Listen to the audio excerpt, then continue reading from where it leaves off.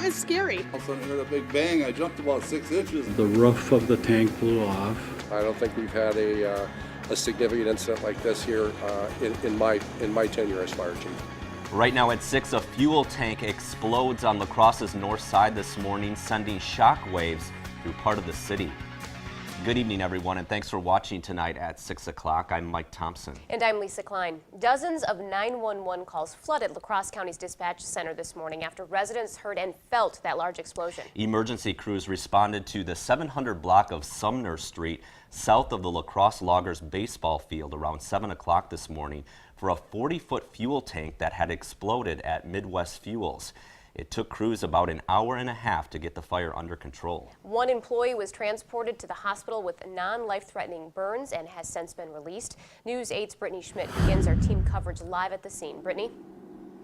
Lisa, the fuel tank explosion was so powerful that the fire crews actually dispatched themselves to the scene because they heard the loud boom and they could see the smoke filling the sky. But not long after they arrived, the 911 calls started pouring in.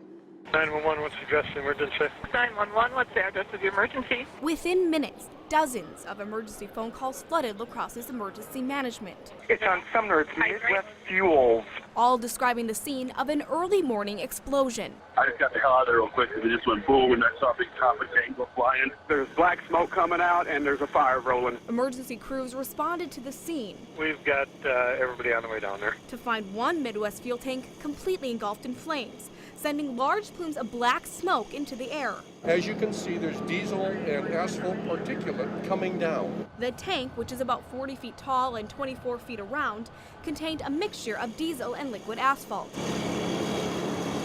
At the time of the call, only one fuel tank was on fire, but as the flames grew, crews worried it would spread to other tanks. Not only are we going to deal with the situation that's at hand right here, but we've got to think about what's step 2, what's step 3, what could possibly happen if things get worse. Chief Cleveland put his action plan into place, calling in emergency crews from around the area, making sure to stay one step ahead of the disaster. We don't want to get behind the 8 ball on these types of incidents because it's very critical to have a planning section set up and to make sure that we anticipate what might happen. 26 firefighters, 12 responding units, and 3 supporting agencies later, the fire was under control within about an hour and a half, thanks to the quick thinking of first responders and the public. We do have a pretty good network and a good communications, and logistically we were in pretty good shape today.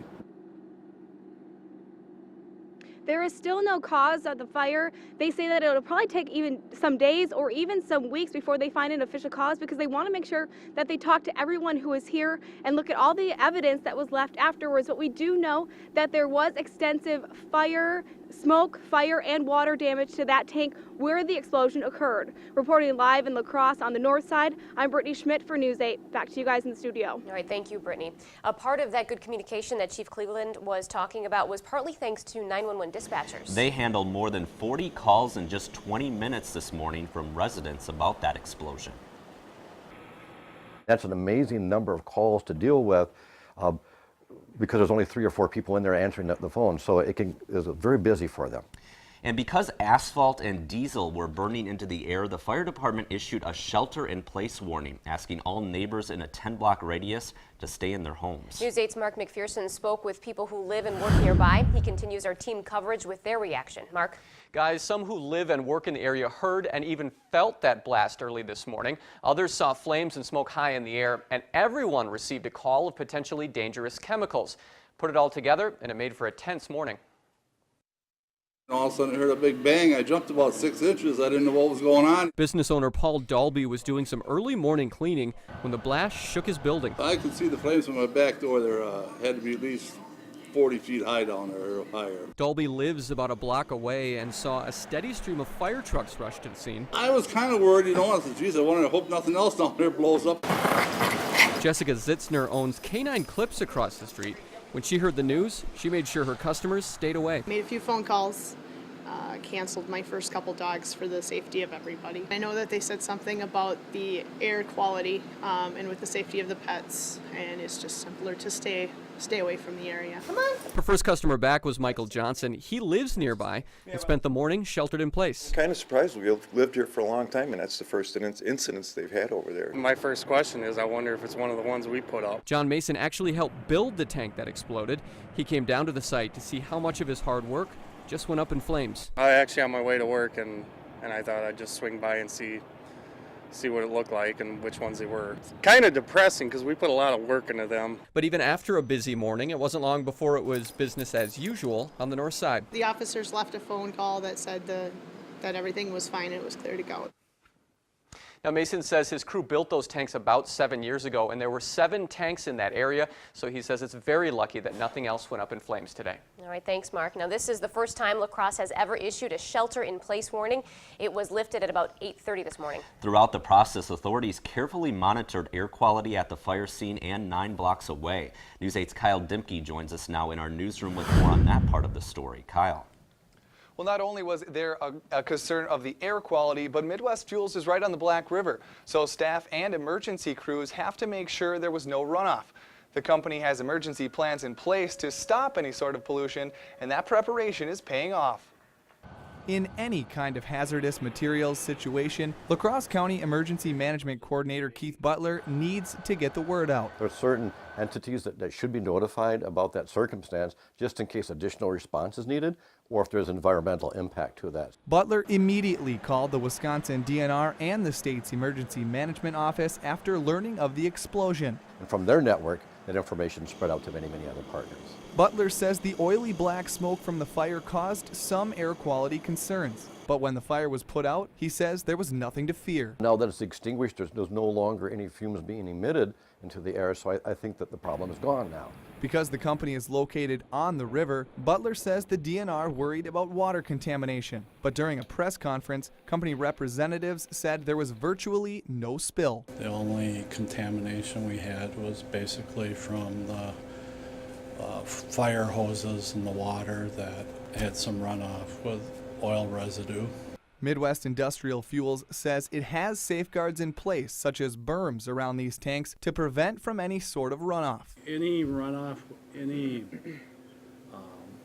ground contamination is contained on site and being cleaned up as we speak. Now, Midwest Fuels says there's no reason for the public to be concerned about their health. The company says while the fire was burning, people nearby may have experienced a slight headache or sore throat, but it has no reason to believe exposure to the smoke should cause any health issues. If you do have any questions, the company encourages you to call their office. Thanks a lot, Kyle. Midwest Fuels has spent a good part of the day cleaning up excess water on site. It is also working with an environmental cleanup crew to make sure any hazardous materials will be taken care of properly. Every building in the La Crosse School District was outside of the area of concern, but district administrators decided to play it safe. Students at Northside Elementary, Summit Elementary, and Logan Middle Schools had outdoor activity limited. At Northside, the kids were brought into the gym or cafeteria as they arrived this morning, and all recess was indoors.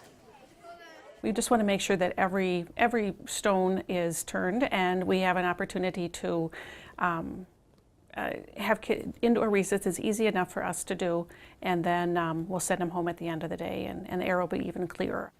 The principal says none of the buses were delayed due to the road closures. And as we continue to get information you need to know, we are updating it on several media platforms. Outside of our newscasts, you can check out our website, news8000.com. We have special coverage on today's explosion. And if you're on the go, we have the latest information on our News 8000 mobile app that's available for no cost on Android and Apple phones. And we are also posting on our social media sites, such as our WKBT News 8000 Facebook page.